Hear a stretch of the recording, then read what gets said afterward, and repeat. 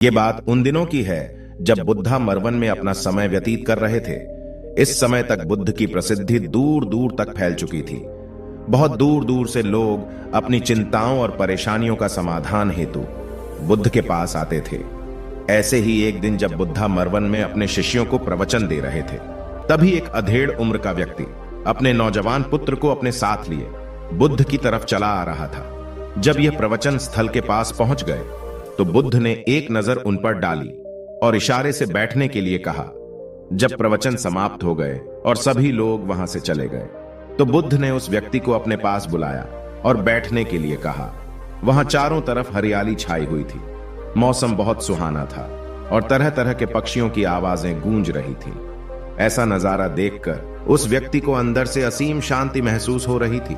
इसके बाद बुद्ध ने उस व्यक्ति से आने का कारण पूछा तो इस पर व्यक्ति ने कहा, तथागत, मैं 2 दिन की लंबी यात्रा करके अपने पुत्र को आपसे मिलवाने लाया हूं। ये मेरा इकलौता पुत्र है और ये हर समय थका थका रहता है। ऐसा लगता है जैसे इसके अंदर कोई जान ही ना हो। इसका स्वभाव भी काफी चिड़चिड़ासा हो गया है। अगर हम इससे कुछ भी कहते हैं तो यह हमारी छोटी छोटी बातों पर गुस्सा हो जाता है। इसके देखने की क्षमता भी उम्र से पहले ही कमजोर हो गई है और इसके बाल भी सफेद पड़ने लगे हैं।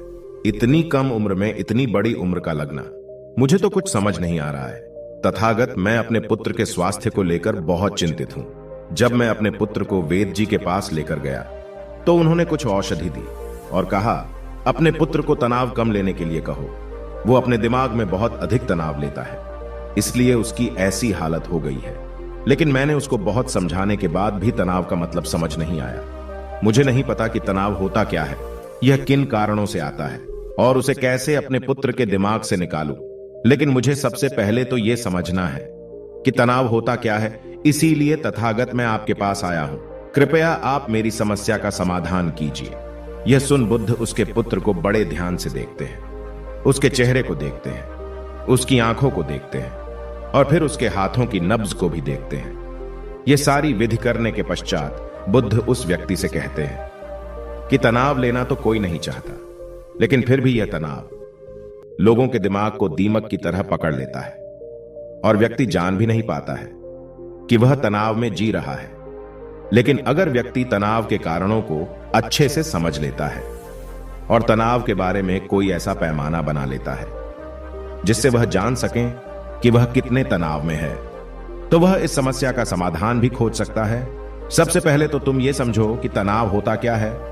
जब भी कोई व्यक्ति कोई काम कर रहा होता है लेकिन उसका मन कहीं दूर भटक रहा होता है, कल्पनाओं में होता है, तो उसके शरीर और मन के बीच एक दूरी पैदा हो जाती है। यह दूरी जितनी अधिक होगी, व्यक्ति उतनी ही ज्यादा बेहोशी की अवस्था में होता है और शरीर व मन के बीच की इसी दूरी और खिंचाव को तनाव कहा जाता है। आखिर कोई पसंदीदा खेल खेलने के बाद व्यक्ति चुस्ती और प्रसन्नता से क्यों भर जाता है, जबकि उसने तो अपने शरीर को थकाया है। लेकिन समझने वाली बात यह है कि खेलते समय मन और शरीर एक साथ पूरी तरह से उस खेल में केंद्रित होते हैं, जिससे शरीर और मन के बीच दूरी पैदा नहीं होती और कोई तनाव पैदा नहीं होता। और अगर दिमाग में कोई तनाव था तो वो भी दूर हो जाता है।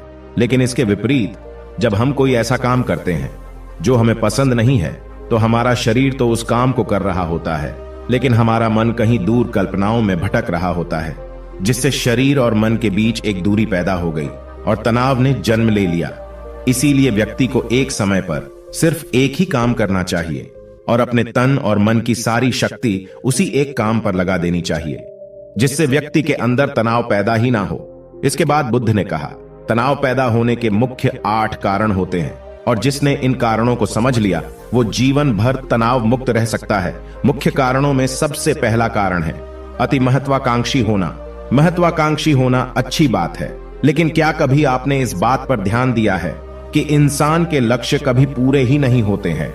उसका एक लक्ष्य पूरा हुआ नहीं कि वह दूसरे की तरफ भागने लगता है, दूसरा पूरा हुआ तो तीसरे की तरफ, और इस तरीके से वो अपने लक्ष्यों को पाने के लिए जिंदगी भर गोल गोल घूमता रहता है।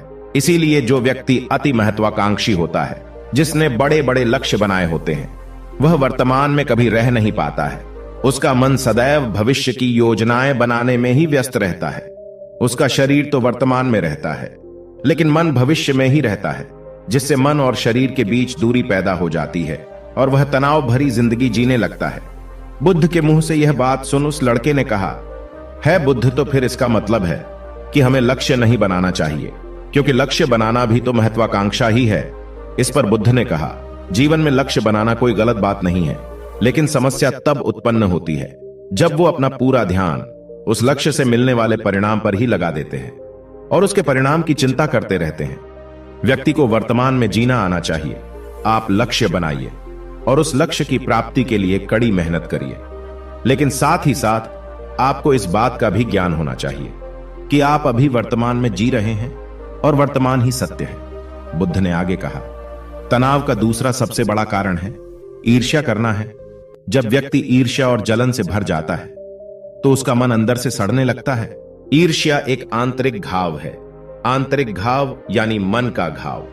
व्यक्ति के शरीर का घाव तो भर सकता है, लेकिन मन का घाव कभी नहीं भर सकता। इसीलिए व्यक्ति को दूसरे की खुशी और तरक्की से कभी ईर्ष्या नहीं करनी चाहिए, क्योंकि ईर्ष्या तनाव का कारण है। इसके बाद बुद्ध ने तनाव का तीसरा कारण बताते हुए कहा कि आरुषिपूर्ण काम न करना, इससे भी मन में तनाव पैदा होता है। जो काम करना हमें पसंद ही नहीं है, जिस काम में हमारी रुचि ही नहीं है, उस काम में हमारा मन लग ही नहीं पाएगा। हमारा शरीर तो वहीं बैठा रहेगा, लेकिन हमारा मन कल्पनाओं की उड़ान भरेगा, जिससे शरीर और मन के बीच दूरी पैदा हो जाती है और व्यक्ति तनावग्रस्त हो जाता है। इसीलिए इंसान को हमेशा अपनी रुचि के अनुसार ही कार्य करना चाहिए। अगर व्यक्ति ने यह पता कर लिया कि उसे कौन सा काम करना पसंद है और वो उसी काम को अपने जीवन का लक्ष्य बना लेता है, तो फिर वो काम उसके लिए काम नहीं बल्कि एक खेल बन जाता है। फिर बुद्ध ने कहा, तनाव का चौथा कारण होता है किसी दूसरे से अच्छा रखना।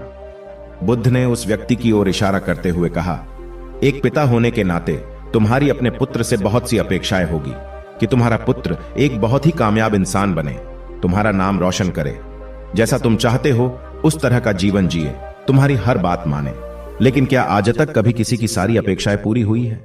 जब भी कोई व्यक्ति किसी दूसरे से कोई अपेक्षा रखने लगता है तो वो अनजाने में अपने लिए तनाव पैदा करने लगता है। जरा सोचो कि अगर तुम्हारा बेटा तुम्हारे अनुसार काम नहीं कर रहा है और वो नहीं बन पा रहा है जो तुम उसे बनाना चाहते हो, तो निश्चित रूप से तुम्हारे दिमाग को तनाव तुम्हें पकड़ लेगा। तुम तनाव से भरा जीवन जीना शुरू कर दोगे और इस तनाव के बस में आकर तुम ऐसा व्यवहार करोगे, ऐसी बातें करोगे कि तुम्हारा अपने पुत्र के साथ संबंध और भी खराब होता चला जाएगा। इसीलिए व्यक्ति को जितना हो सके उतनी कम अपेक्षाएं दूसरों से रखनी चाहिए, और अगर पूरी तरह से तनाव मुक्त रहना है तो दूसरों से अपेक्षा रखना ही बंद कर दो। इसके बाद बुद्ध ने कहा कि शारीरिक कष्ट भी इंसान के तनाव का एक कारण होता है। जब व्यक्ति किसी शारीरिक पीड़ा से गुजर रहा होता है तो उसका पूरा ध्यान अपने उस शारीरिक दर्द पर होता है और वो पूरे दिन बस उसी के बारे में सोचता रहता है, जिससे उसका मन दुख के विचारों से भर जाता है और ऐसी स्थिति में व्यक्ति तनावग्रस्त रहने लगता है। यह सुन उस व्यक्ति ने कहा कि हे बुद्ध, शारीरिक दुख तो किसी भी व्यक्ति को हो सकता है, तो फिर क्या हुआ? व्यक्ति जीवन भर तनाव में ही जिएगा? इसका जवाब देते हुए बुद्ध ने कहा कि इंसान को यह बात समझनी चाहिए कि हमारा जीवन दुखों का आधार है।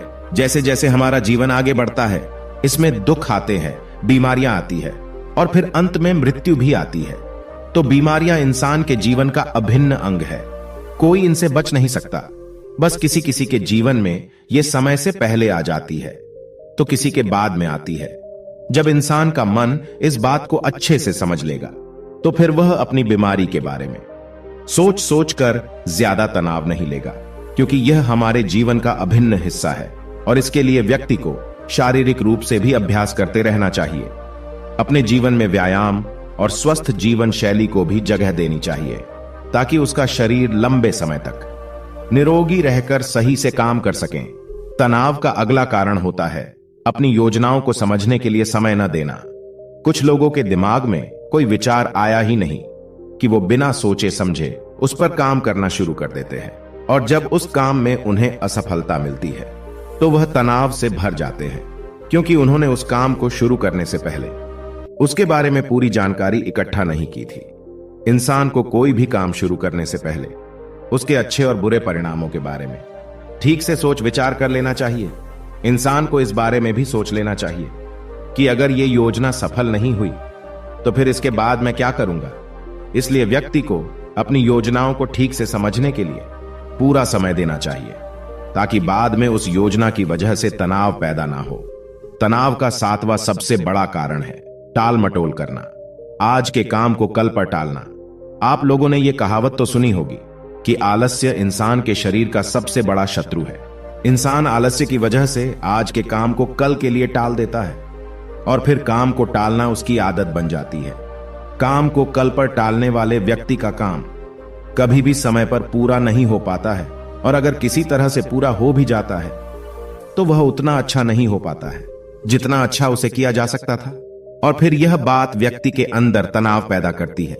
लेकिन काम को टालना या काम को एकदम अंत समय पर करना एक आदत है, इसीलिए व्यक्ति ना चाहते हुए भी बार बार अपनी इस आदत का शिकार बन जाता है और काम को टालता रहता है। और फिर जब काम की समय सीमा पास आ जाती है तो वह तनाव से भरकर काम को पूरा करने का प्रयास करता है। इसीलिए तनाव मुक्त रहने के लिए व्यक्ति को काम को टालने की आदत छोड़नी पड़ेगी, और यह तभी संभव है जब व्यक्ति काम को समय से पहले खत्म करने का निश्चय करे। सबसे आखिरी और सबसे प्रमुख कारण जो तनाव का होता है वो है ज्यादा सोचना।